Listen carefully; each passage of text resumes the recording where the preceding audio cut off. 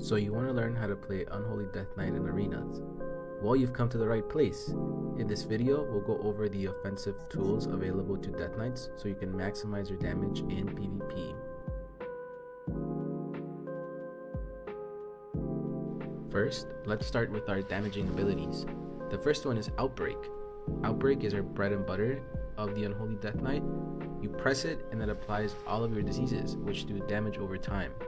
At the end of an arena match, your diseases will be your top damage, so it's important to press this button every 7 seconds to reapply your diseases. Next, we have an ability called Festering Strike. It applies your Festering wound on your opponent up to a max of 6. You spend these wounds one at a time with Scourge Strike to do additional damage. It also enables a buff called Plague Bringer, which speeds up how fast your diseases do damage. Try to have less than 3 wounds on your main target so you don't overcap. You can also spend wounds using Apocalypse. You can actually spend 4 wounds at a time using this ability every 45 seconds. You will also summon a zombie for every wound that you spend. You can also use Unholy Blight every 45 seconds to apply your diseases. This buff lasts 6 seconds and it will continuously reapply diseases to every opponent near you. It's really good. And lastly, we have Raise Abomination. This ability summons a huge zombie that will chase your targets and attack them. It's like having 3 abilities in one. It applies diseases, it applies festering wounds, and it does damage. It's super good. Now, let's get into our offensive utility spells. Some characters can cast spells to do damage or to heal themselves. You have an ability to stop that called Mind Freeze that will interrupt all casting for 3 seconds.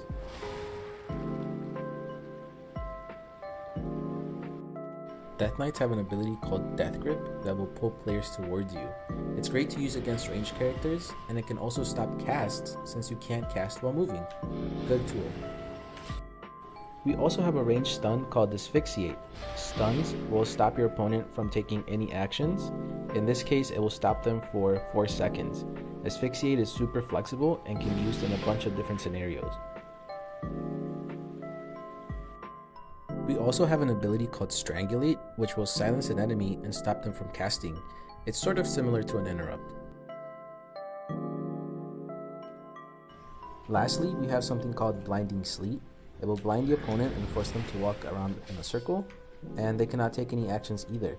It's sort of similar to a stun, except you can break a blind from doing too much damage. You can combo it with Death Grip to pull someone in and then blind them. Let's go over this one arena match to see how all of these abilities kind of work together to help you win PvP matches. So first off, we're playing against a warrior, a warlock, and a druid. The warlock is the purple one on their enemy team. We're gonna be starting on them and attacking them first, and we'll pause to see how these abilities play out. So we're riding in. So the first thing I do is drop my abomination so that I can start spreading my diseases before I even get there. So you see my big zombies already in the middle right here. So I'm walking in. I already pressed my Unholy Blight to apply my diseases again. I start pressing my cooldowns. I apply 5 festering wounds, and then I start using Apocalypse to spend 4 of the 5. Okay, I have 1 left over. I press my Scourge Strike to enable my Plague Bringer. Basically, now I'm doing full damage. I'm doing so much damage right now. At the same time, my warrior friend fears the enemy healer so that he cannot attack or move or do anything. I follow it up by using my Asphyxiate stun on him. He's all the way on the left side, but you can see there's 4 seconds left. We're just hitting the warlock for now, and before it ends, I turn to face the druid again and I use my Strangulate. So you want to use these back to back to not give the other team a chance to breathe, a chance to recover.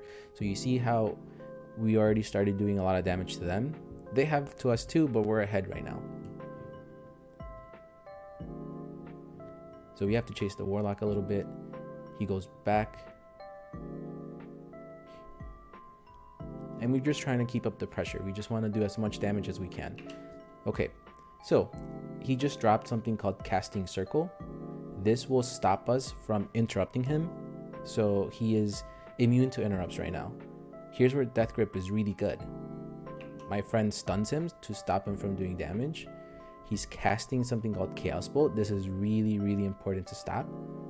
So what I do is I grip him instead. Remember, you can't cast while moving, so I stopped him by forcing him to move.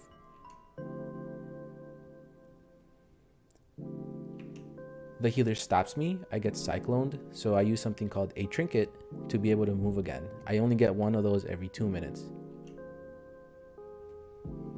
He's casting Cyclone again. I can't move for another 2, but the game's pretty close to being over, and I'll show you how we win.